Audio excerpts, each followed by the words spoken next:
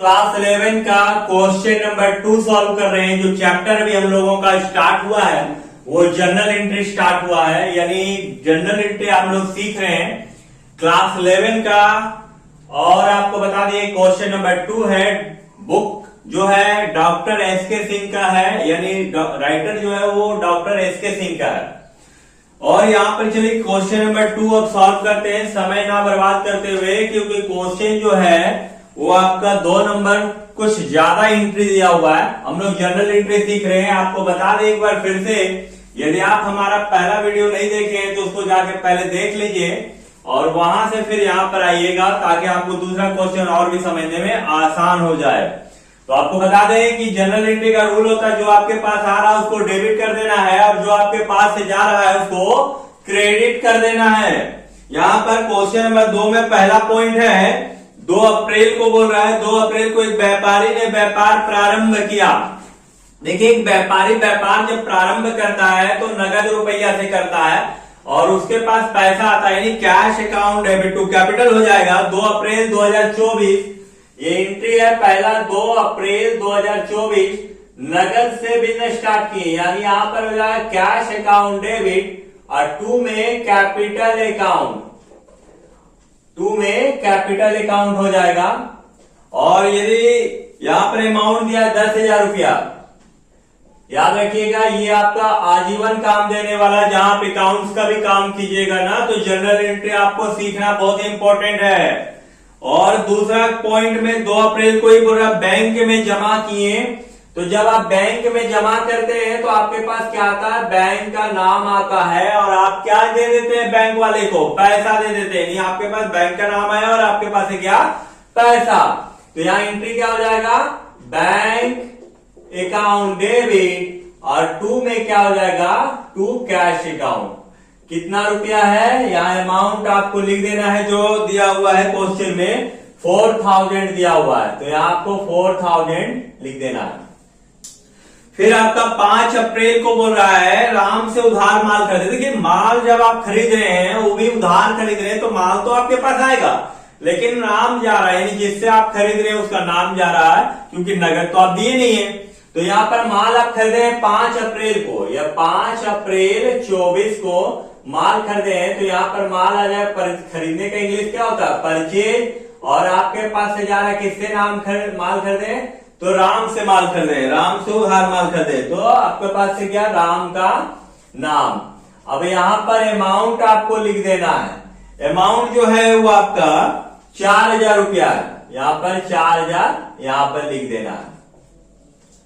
5 तारीख के बाद 6 तारीख को बोल रहा मोहन को नगद भुगतान दिए।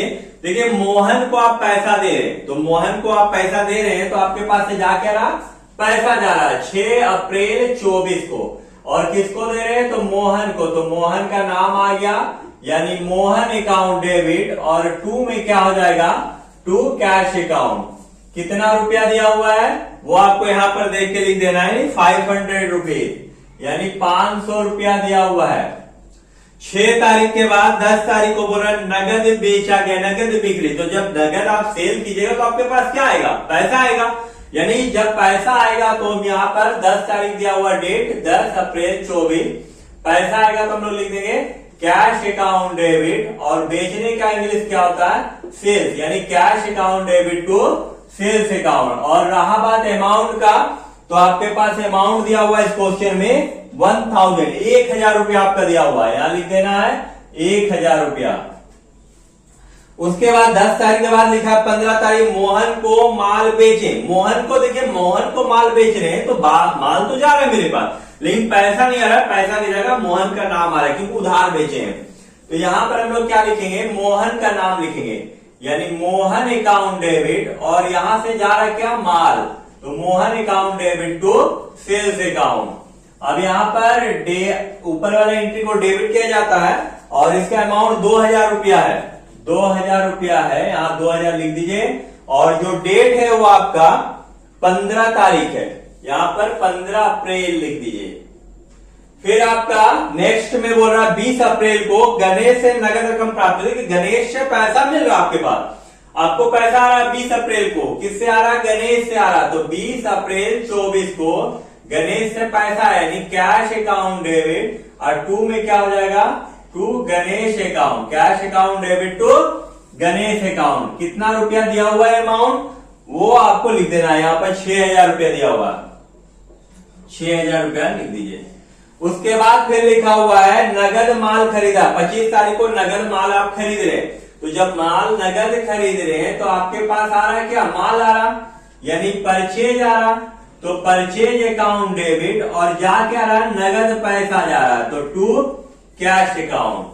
चलिए यहां पर लिख दीजिए कितना रुपया दिया हुआ है, नगद माल खरीदे हैं तो 2,000 रुपया दिया हुआ है, 2,000 रुपया लिख दीजिए। उसके बाद फिर लिखा हुआ है बैंक से नगद रकम निकाल। देखिए बैंक से आप पैसा निकाल रहे तो आपके पास क्या आएगा, पैसा आएगा। ये 30 अप्रैल का दिया हुआ, 30 अप्रैल 24 पैसा आ रहा, यानी कैश अकाउंट डेबिट, और टू में क्या चला जाएगा, बैंक का नाम चला जाएगा, cash account debit to bank account, ये डेबिट हो जाएगा। और अमाउंट आपका कितना दिया हुआ है, 1,000 रुपया दिया हुआ, तो यहां आपको लिख देना 1,000, जितना जितना अमाउंट दिया रहेगा बस आपको सिंपल लिखते चल जाना है। नीचे लास्ट में दिया है किराए का भुगतान किया 100 रुपया 30 तारीख को, यहाँ 30 अप्रैल 24 को किराया दिए, तो देखिए किराया दिए तो आपके पास किराया का नाम आ रहा और आपके पास से पैसा जा रहा, तो कैश जा रहा, तो rent account debit to cash account, और वो दिया हुआ 100 रुपीज। अब यहां पर क्या करना, आपको टोटल कर देना है, टोटल जनरल एंट्री। अब देखिए यहां पर ध्यान दीजिएगा, एक चीज आपको बता दें, आपको यहां पर जो भी आपके पास आएगा उसको डेबिट कर देना है, जो आपके पास से जाएगा उसको क्रेडिट कर देना है। और एक बात बता दें, यदि एक बार में समझ में नहीं आए तो आप दोबारा वीडियो को देखिएगा, आपको समझ में आ जाएगा। और यहां पर जो है एक सेंटर में आपको बनाना है, मतलब जो टू है उसके नीचे टू ही लिखना है। और एक चीज बता दें, जो आपके पास आ रहा है उसको हम डेबिट कर रहे हैं, जो हमारे पास से जा रहा है उसको नीचे नहीं क्रेडिट कर रहे हैं। अब यहाँ पर जोड़ देते हैं 10,000 4 14 4 18,500 19,500 21,500 21 6 27,500 29,500 30,500 30,600, यानी यहाँ जो एंट्री हुआ है वो टोटल आपका 30,600 रुपया का है। यहाँ पे लिख देंगे टोटल 30,600। तो चलिए वीडियो को पूरा देखने के लिए धन्यवाद। आगे भी आपको क्वेश्चन, हर तरह का क्वेश्चन आपको सॉल्व करके दिखाया जाएगा। साथ में कंप्यूटर कॉमर्स दोनों का पढ़ाई यहाँ पर कराई जाते हैं।